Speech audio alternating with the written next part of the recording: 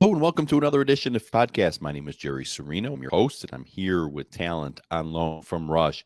We since we have seen that Roe v. Wade was overturned, one of the things that I and many others have said is that the left will not back down. They will not go away. They will not accept this and make some changes or marginalize or compromise or anything like that. They're going to fight back, and they're going to fight back even harder. And that is exactly what is happening. I was contacted by my friend, Lizzie Marbach. She is the Director of Communications at Ohio Right to Life, and she is joining me today to talk about what is happening here in Ohio. So, Lizzie, thanks so much for coming on. Jerry, thank you so much for having me.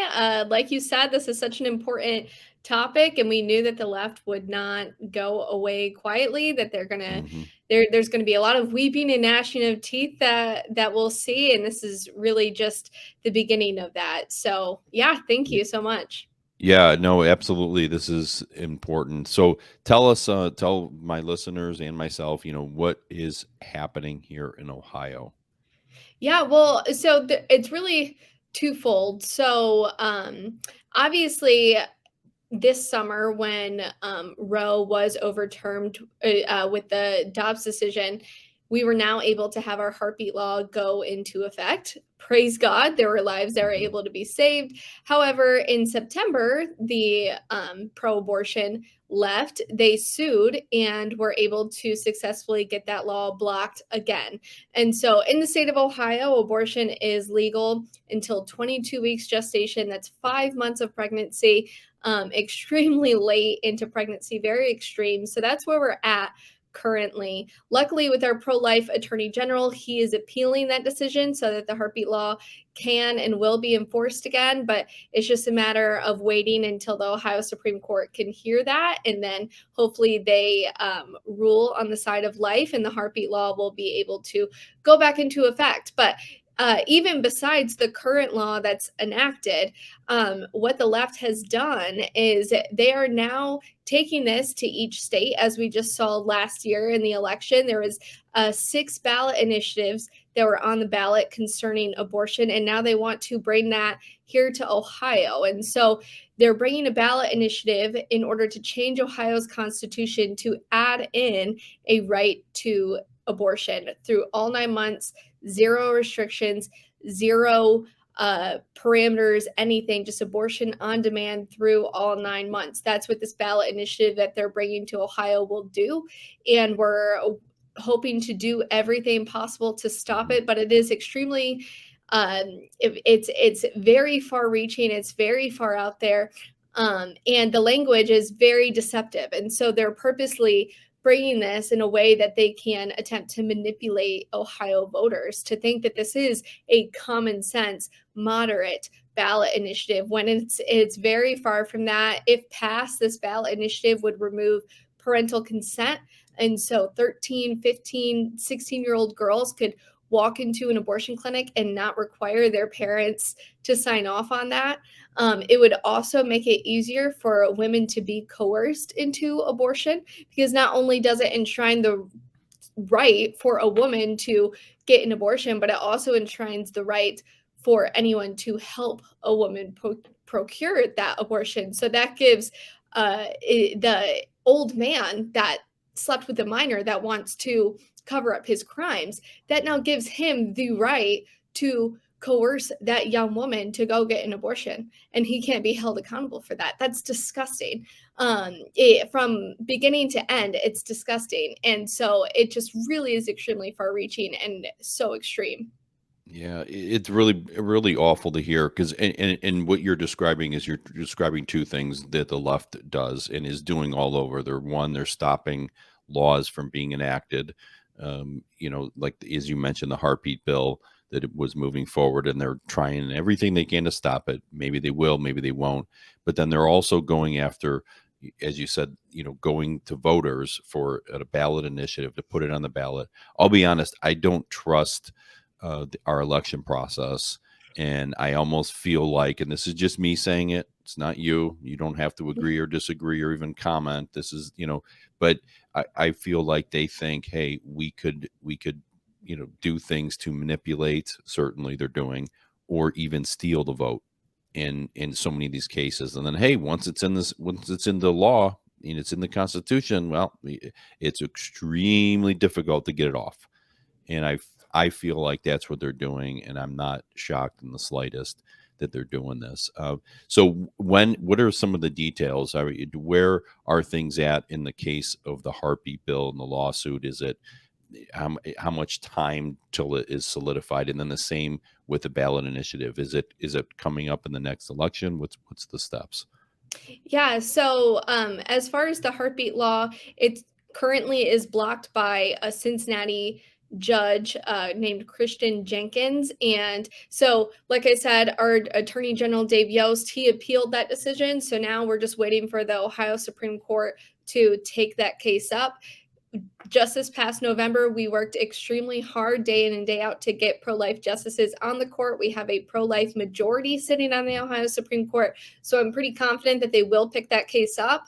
And God willing, they'll pick it up before summertime so that we can get that law back in action and back to protecting unborn lives.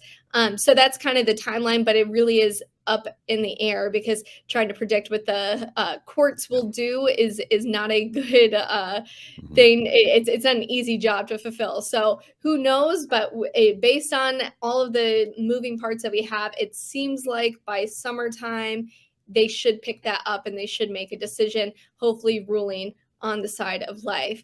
As far as the ballot initiative goes, the group that is doing it. So it was originally two separate groups and they combined into one. So the two separate groups originally, one was a group of 1,400 doctors in the state of Ohio. So less than 4% of the doctors that are in our states, not a very large number. They created a coalition to get this on the ballot in 2023. However, the legacy abortion groups like ACLU, Planned Parenthood, NARAL, they had a separate coalition and they were trying to do it for 2024. However, they recently just came together and announced that they will be trying to do it in November 2023. So this is going to be coming up very soon. This is something that we will see on the ballot this November, more than likely. However, there are a few steps that they have to get done before that can happen. So, first and foremost, the Attorney General has to approve the language. And so they just submitted the language for this last week. The Attorney General has 10 days to accept or reject that ballot language based on a couple of things. So we're kind of waiting to see what the Attorney General does with that. And then once it is approved, then they have to go out there and collect over 400,000, I believe it's 413,000 signatures that they have to get before July 5th. However, they do have a ton of money behind them. And so Mhm. they definitely would have the ability to get those signatures. But we're hoping and praying that it won't come this November, but those are the steps that will be needed in order to get it on the November ballot. And so there definitely is a possibility that they'll be able to reach all of those landmarks at the specific time. There's also a possibility that they won't and that they will wait until 2024. Mhm. Yeah, right. We don't know, and the fight is constant, and that's why I think that Lizzie, you will never be out of a job because no matter what, even if none of this succeeds that they're trying to do, right? They're not going to again give up and go home or compromise or say, maybe we need to, you know, marginalize our views here. They're not. They're going to keep going and going and going and harder and harder. Where do you see it? Just this is just again me asking your opinion. Where do you see them going? Let's say that they do lose. Let's say that they don't get on the ballot initiative. Let's say that the Supreme Court of Ohio, rejects the case and the heartbeat law goes into place. Where do you think they would go next? Well, I mean, like you said, I definitely don't think that they're going to go away quietly into the night. I think that they will continue fighting. They'll continue to get louder and more bold. And I think that pro-lifers need to counteract that with our own boldness. We need to be bold and courageous on this topic. We no longer can mince words and be afraid to speak the truth in fear of offending people. We need to speak clearly on this issue and not beat around bushes, not talk about various nuances. We need to just talk about what abortion is. And that begins and ends with the truth that abortion ends the innocent human life that's in the womb. And it doesn't just end it, it barbarically kills that Mhm. innocent life.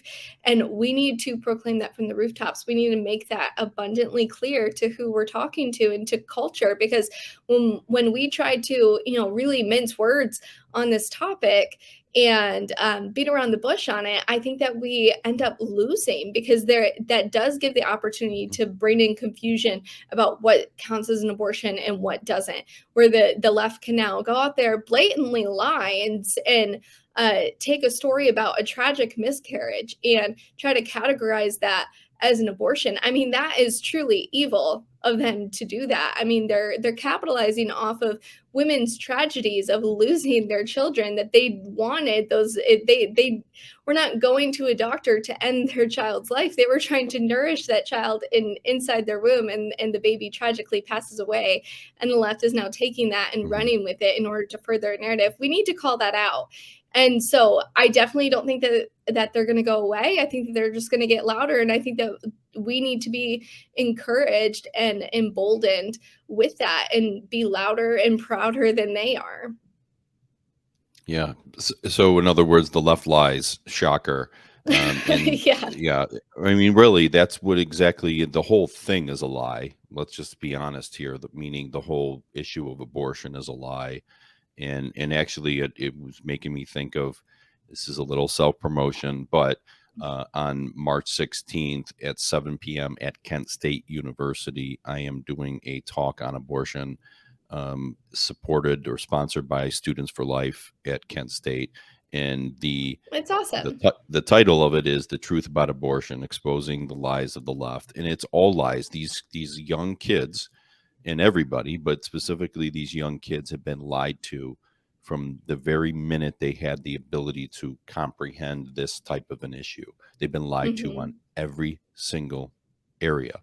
And so for us to think that the left would somehow not lie about what they're doing now, or lie to the voters, or lie to even to the Supreme Court or any of the courts, we're fooling ourselves. So we, as you said, we have to just keep fighting. So how can people get involved, stay informed, up to date, participate? What can they do? Yeah, well, there's definitely multiple ways to get involved. First and foremost, please pray alongside of us. Prayer is the most powerful thing that we can do. Mhm. And so we're asking everyone to really just give time to God and pray that we would defeat this and that they would not be successful in our state. Lives literally are on the line here. This is not a matter of politics. This is a matter of life and death for tens of thousands of Ohioans every single year Mhm. that are aborted inside the womb. And so definitely pray as much as you possibly can. And besides that, we're going to need volunteers out on the ground. We're going to be doing door-to-door initiatives, phone banking, or setting up events. If you have a group in your church that you think that needs to hear about um, the various details of this, so that they can be prepared when they go out into the world, set that meeting up. Myself or someone on our team would love to come out to your church or to your small group to just explain what's happening and really give you pro-life apologetics so that you're prepared to go out there and have those conversations. And besides that, we definitely need your donations. This will take millions of dollars to defeat. We know that the left has an abundance of financial backing behind them. They have plenty of Mhm. dollars coming into their bank.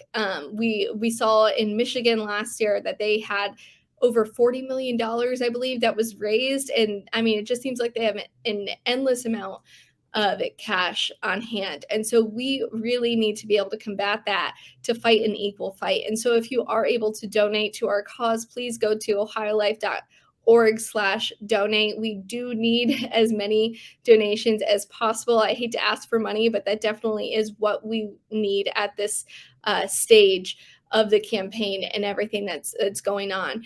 And finally, I know I just said it, but it really is so important in how we not just defeat this ballot initiative, but how we defeat the issue. And that's just speaking truth.